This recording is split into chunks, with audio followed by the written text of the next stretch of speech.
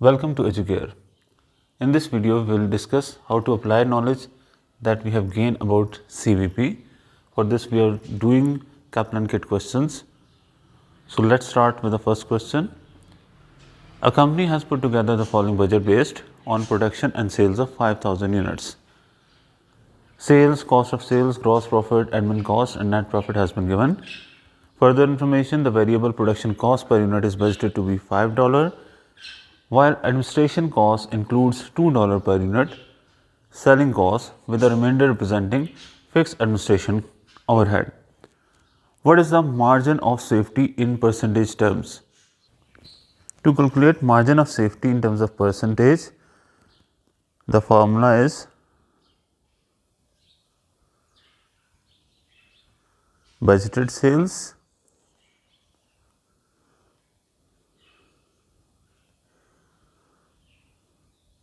minus break-even sales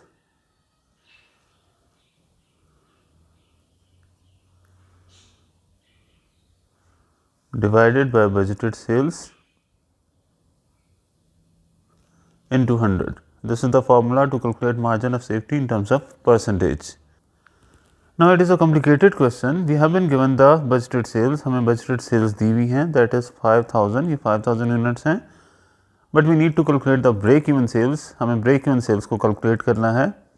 Remember, formula to calculate break-even sales is, as we have to calculate in terms of unit, because budgeted sales is also given in terms of unit rather than in amount. So formula for break-even sale is fixed cost divided by contribution per unit. So we have to do detailed calculation. First we need to calculate contribution per unit and fixed cost in order to find the break-even sales, and then break-even sales को find out करने के बाद margin of safety के formula में से put करके हमने margin of safety in terms of percentage find out करना है. So first, contribution per unit, we have been given sales as total 45,000, while there are 5,000 units that have been sold. So इस information से हम find out कर सकते हैं what is the sale price per unit. 45,000 is the total revenue divided by number of units sold is 5,000. So the sale price per unit is $9.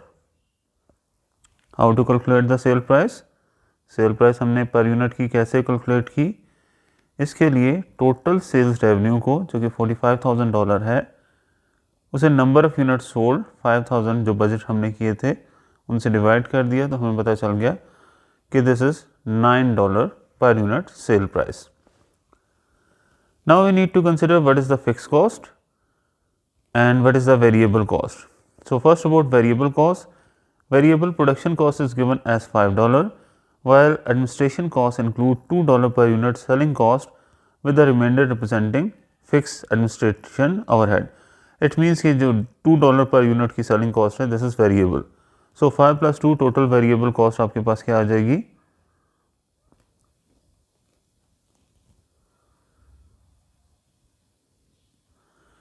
It will be 5 plus 2 and this is $7. Now we need to calculate the fixed cost. As cost of sale is given as 29,000, while हमें ये mention किया गया है कि variable production cost per unit is $5. If the variable production cost per unit is $5, then for producing 5,000 unit, what should be the total variable cost? Total variable cost क्या होगी जब हम 5,000 यूनिट प्रोड्यूस कर रहे हैं? It will be 25,000. अगर एक unit produce करने की वेरिएबल कॉस्ट $5 है, तो 5,000 यूनिट प्रोड्यूस करने की variable production cost would be 25,000, right? But we have been given 29,000. इसका मतलब है रिमाइंडर का जो पोर्शन है दैट इज फिक्स. तो फिक्स एलिमेंट इसमें कितना आ जाता है? 29,000 माइनस 25,000 एंड दिस इज 4,000. तो कॉस्ट ऑफ सेल्स में आपके पास फिक्स प्रोपोर्शन आपने आइडेंटिफाई किया and that is 4,000. Second, we have been given 12,000 of administration cost. Again यहाँ पे भी कंसिडर करें कि अगर $2 पर यूनिट आपकी सेलिंग कॉस्ट वेरिएबल है, तो 5,000 यूनिट, क्योंकि हमने सेल भी 5,000 की हैं, 5000 यूनिट सेल करने के हवाले से आपकी टोटल वेरिएबल कॉस्ट क्या आ जाती है 10,000। 12,000 में से अगर 10,000 वेरिएबल कॉस्ट है तो रिमेनिंग आपके पास 2,000 की कॉस्ट आ जाएगी fix cost.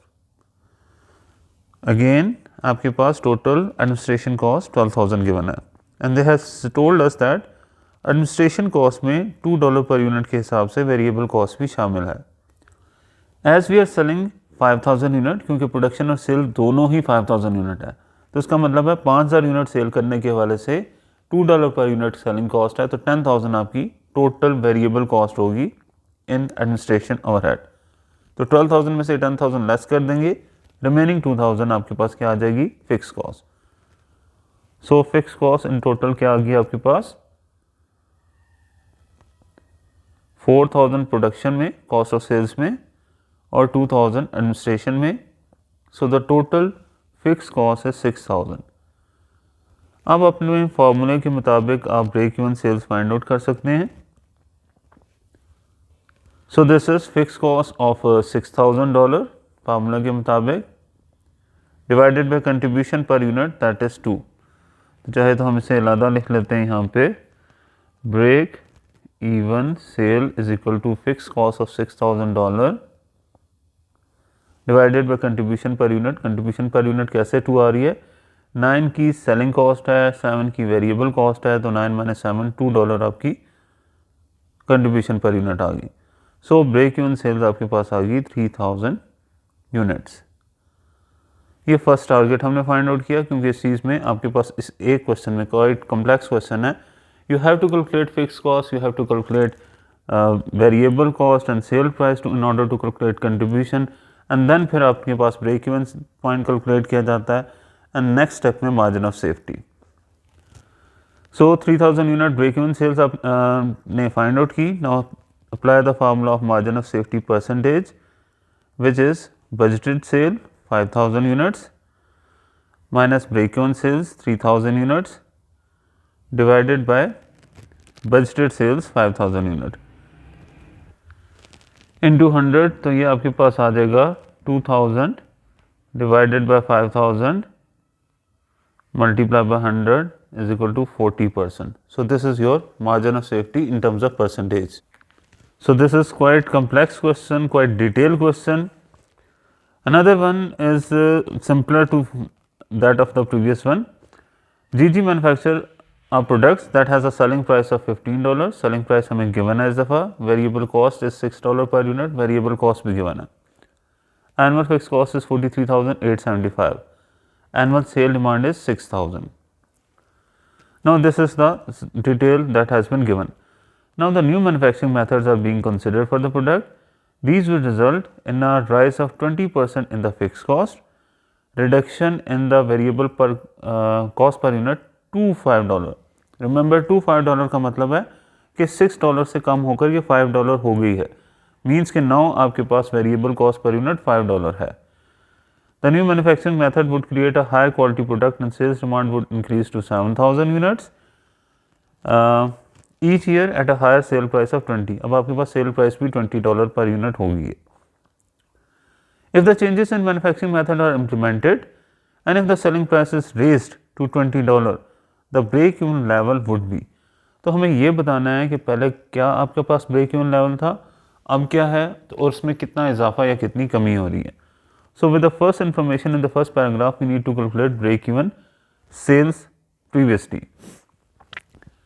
So break even sales, चूँकि आंसर सारे आपके पास यूनिट में है, तो यूनिट्स वाला ही फार्मूला लगाएंगे। Break even point is equal to fix cost divided by contribution per unit. तो फिक्स कॉस्ट भी गिवन है हमें फर्स्ट सिचुएशन में, that is 43,875 and contribution per unit 15 - 6 sales minus variable cost वो आ जाती है $9।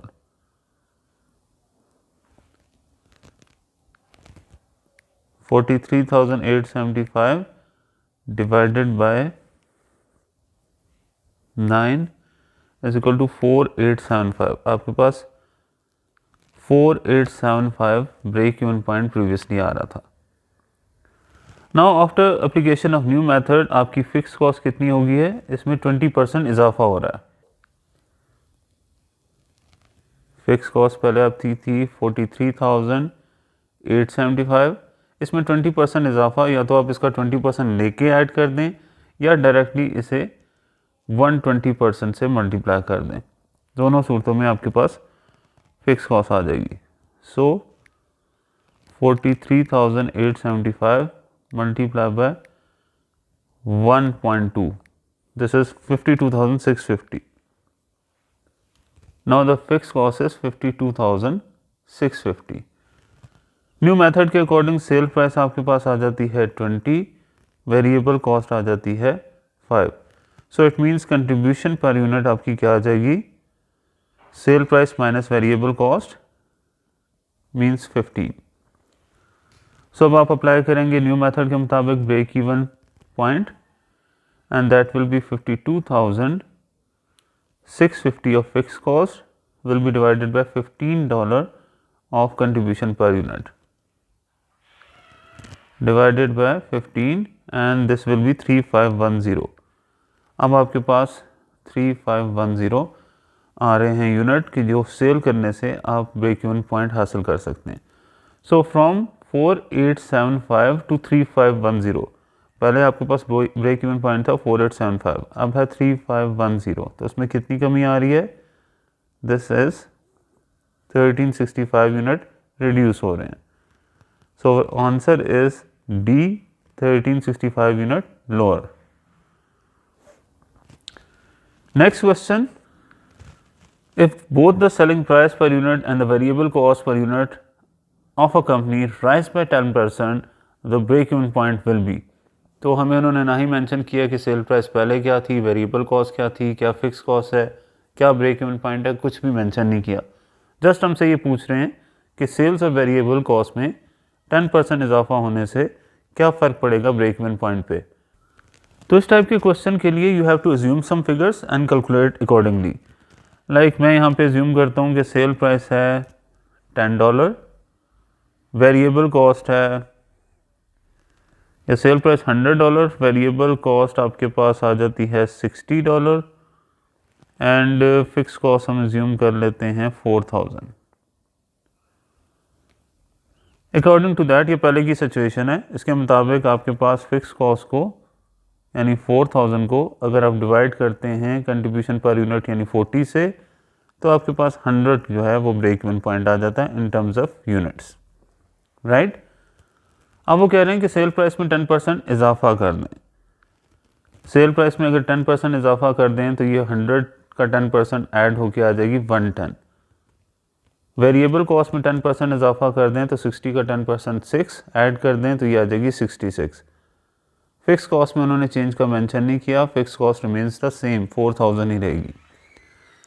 इन दैट केस आपके लिए 4000 divided by now 44, so the break even point would be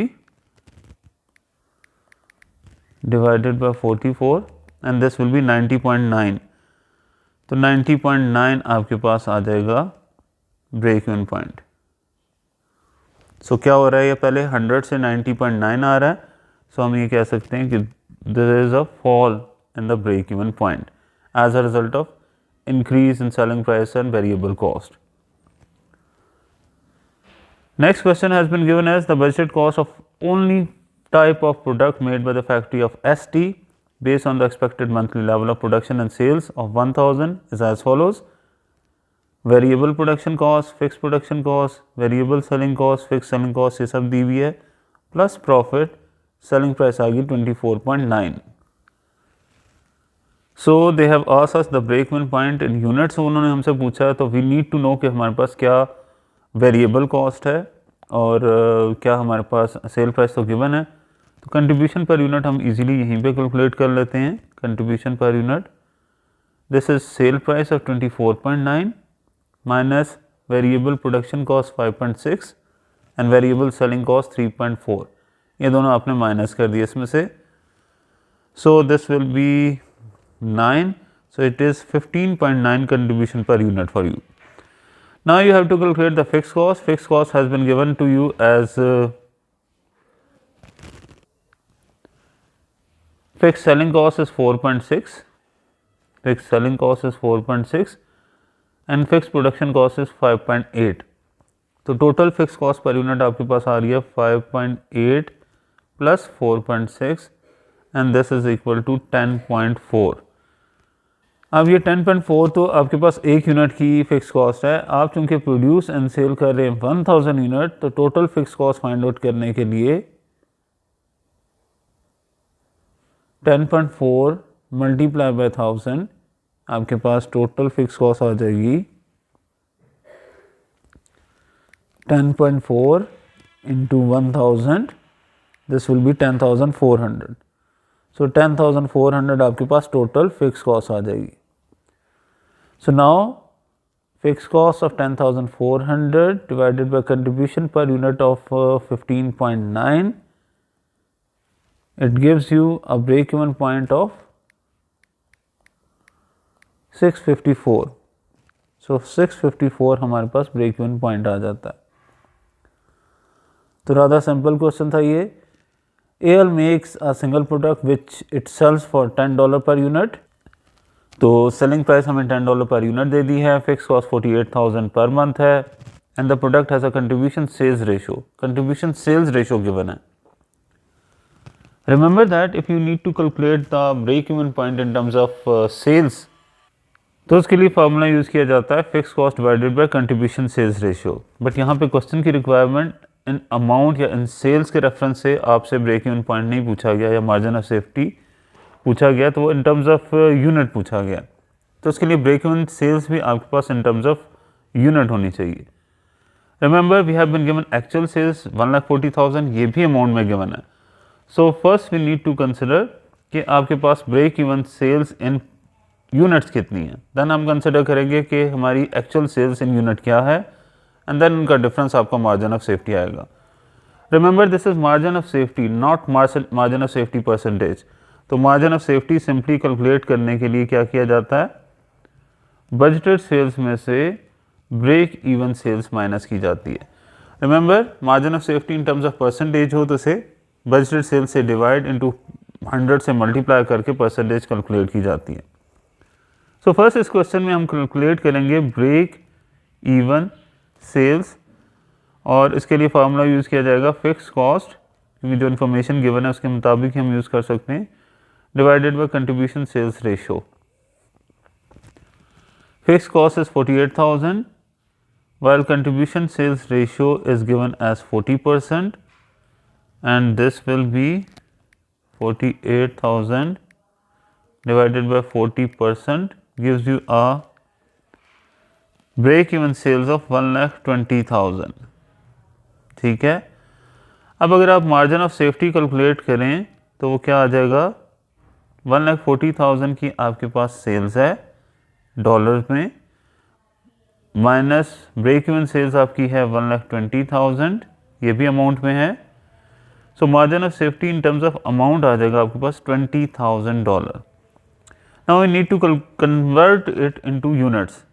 तो इसके लिए क्या किया जाएगा, so margin of safety in terms of amount को कन्वर्ट करने के लिए यूनिट्स में आप उसे एक यूनिट की सेल प्राइस से डिवाइड कर देंगे और एक यूनिट की sale price $10 per unit you have been given. So convert into number of unit, एक यूनिट की सेल प्राइस से डिवाइड कर दिया, margin of safety in terms of unit आ गया आपके पास 2000 unit. So this is your correct answer because they have asked us the margin of safety in terms of unit, ना कि इन टर्म्स ऑफ अमाउंट.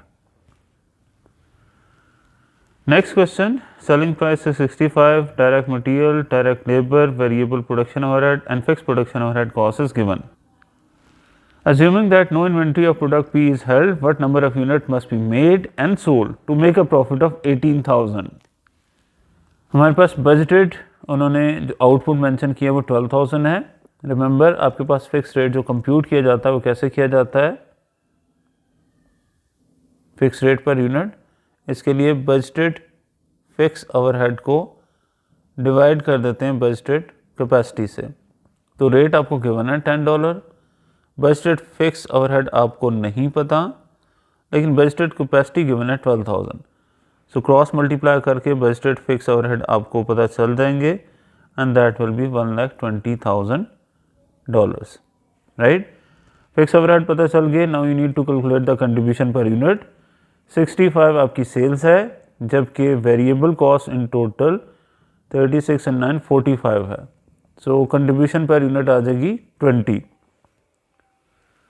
सो यहाँ पे आपके पास जो फार्मूला यूज़ होगा ब्रेक इवन पॉइंट के लिए वो आ जाएगा fix cost plus target profit, because हमें प्रॉफिट भी अर्न करना है 18,000 का लाजमी।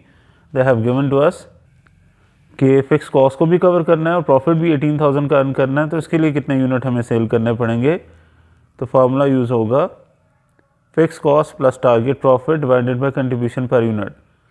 फिक्स कॉस्ट हमने कैलकुलेट की 1,20,000, टारगेट प्रॉफिट है 18,000 और कंट्रीब्यूशन पर यूनिट ऊपर कैलकुलेट किया हमने $20। सो हम इसको फाइंड आउट कर लेते हैं। 1,20,000 plus 18,000 divided by 20 gives you 6,900 unit. तो 6,900 यूनिट सेल करने से हम इतना प्रॉफिट भी अर्न कर सकेंगे और अपनी फिक्स कॉस्ट भी कवर कर देंगे। So the right answer this is 1,38,000 divided by 20, 6,900 है इनफैक्ट, राइट। तो 6,900 हमारे पास आंसर आ गया C. Next is Dana makes and sell a single product which has a selling price of 26, prime cost $10 and all overhead fixed are absorbed at the rate of 50% of prime cost. Fixed overhead are 50,000. The break-even points in unit is the question. तो it is the simple question कि जिसमें आपके पास fix overhead भी given है 50,000,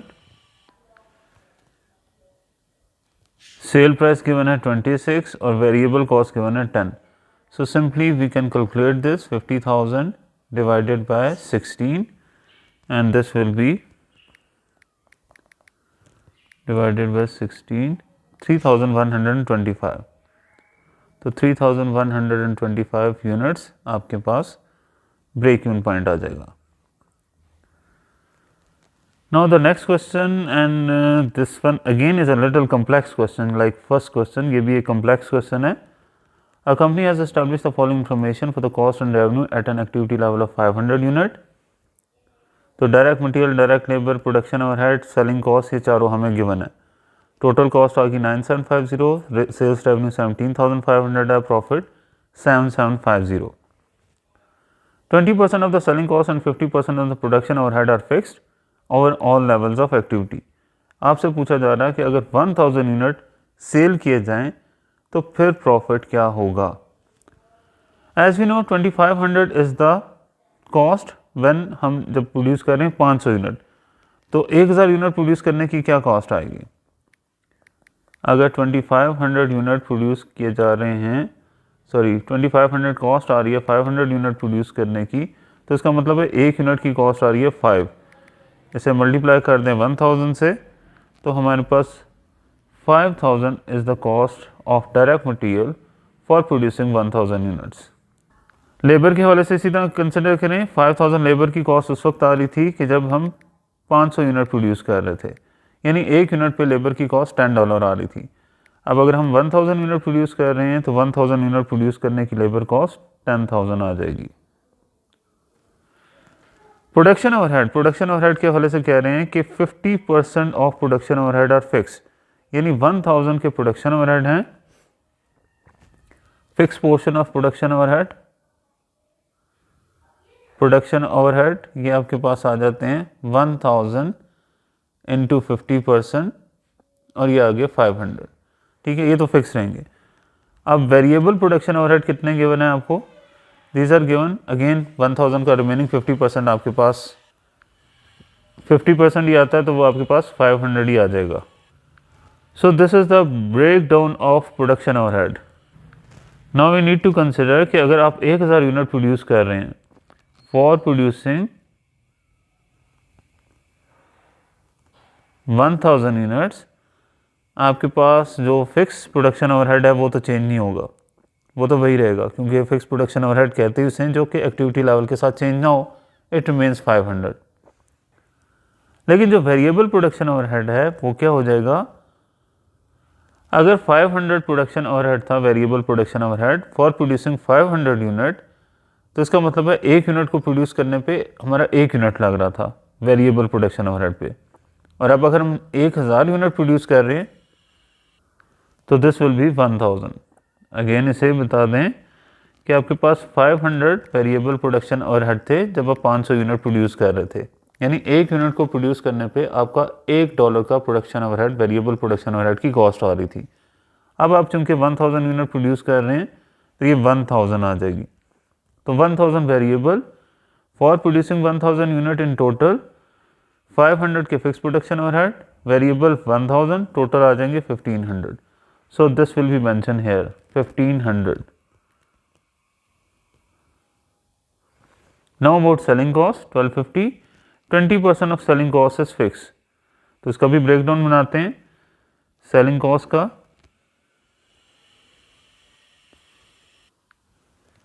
fix selling cost is equal to 1250 का 20% और ये आ जाएगी आपके पास 250, और वेरिएबल सेलिंग कॉस्ट आपकी आ गई 1250 का 80% और ये आ जाती है आपके पास 1000।